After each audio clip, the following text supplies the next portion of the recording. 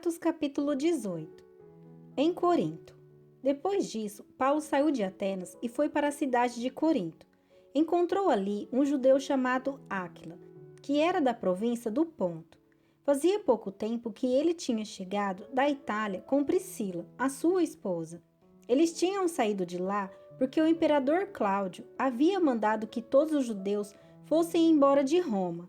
Paulo foi visitá-los e acabou ficando ali para trabalhar com eles, porque a profissão de Paulo e a deles era a mesma, isto é, fazer barracas. E todos os sábados ele falava na sinagoga e procurava convencer os judeus e os não-judeus. Depois que Silas e Timóteo chegaram da província da Macedônia, Paulo começou a dar todo o seu tempo para anunciar a mensagem. Ele afirmava aos judeus que Jesus é o Messias, mas alguns deles ficaram contra Paulo e o xingaram. Então, em sinal de protesto, ele sacudiu o pó das suas roupas e disse: "Se vocês se perderem, os culpados serão vocês mesmos. A responsabilidade não será minha.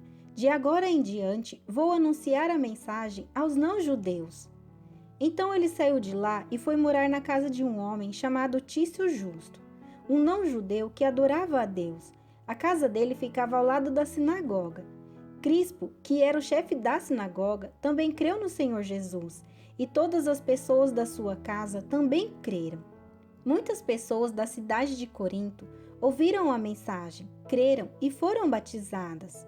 Certa noite, Paulo teve uma visão, e nela o Senhor disse: "Não tenha medo, continue falando e não se cale, porque eu estou com você.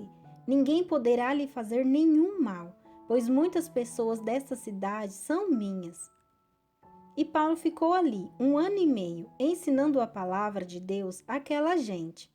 Quando Galho se tornou o governador da província da Acaia, os judeus se juntaram contra Paulo.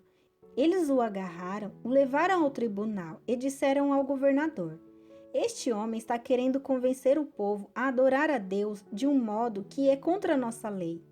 Quando Paulo ia falar, Galho disse aos judeus: "Judeus, se isso fosse alguma falta grave ou um grande crime, seria justo que eu tivesse paciência para escutá-los.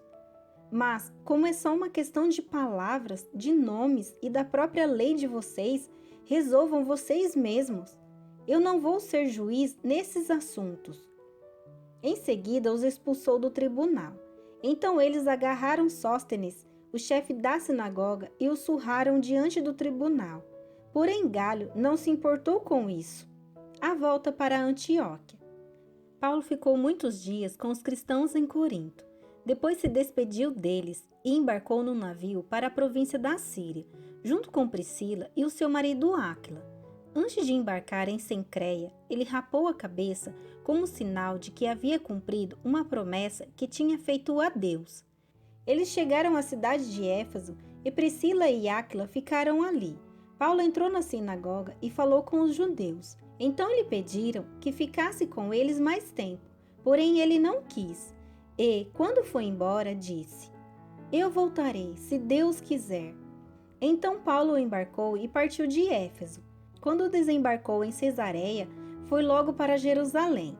Ali ele fez uma curta visita à igreja e depois seguiu para Antioquia da Síria. A terceira viagem missionária de Paulo. Apolo em Éfeso e Corinto. Depois de ficar algum tempo em Antioquia, ele foi embora. Atravessou a província da Galácia e o distrito da Frígia, indo de um lugar para o outro e animando todos os cristãos. Um judeu chamado Apolo, nascido na cidade de Alexandria, havia chegado a Éfeso. Ele falava muito bem e tinha um conhecimento profundo das Escrituras Sagradas. Era também instruído no caminho do Senhor, falava com grande entusiasmo e o seu ensinamento a respeito de Jesus era correto. Porém, conhecia somente o batismo de João. Ele começou a falar com coragem na sinagoga. Priscila e o seu marido Áquila o ouviram falar. Então o levaram para a casa deles e lhe explicaram melhor o caminho de Deus. Quando Apolo resolveu ir para a província da Acaia, os cristãos de Éfeso o animaram e escreveram cartas para os irmãos de lá, pedindo que o recebessem bem. Chegando lá, ele ajudou muito aqueles que, pela graça de Deus, haviam crido. pois Apolo, com argumentos fortes, derrotava os judeus nas discussões públicas, provando pelas escrituras sagradas que Jesus é o Messias.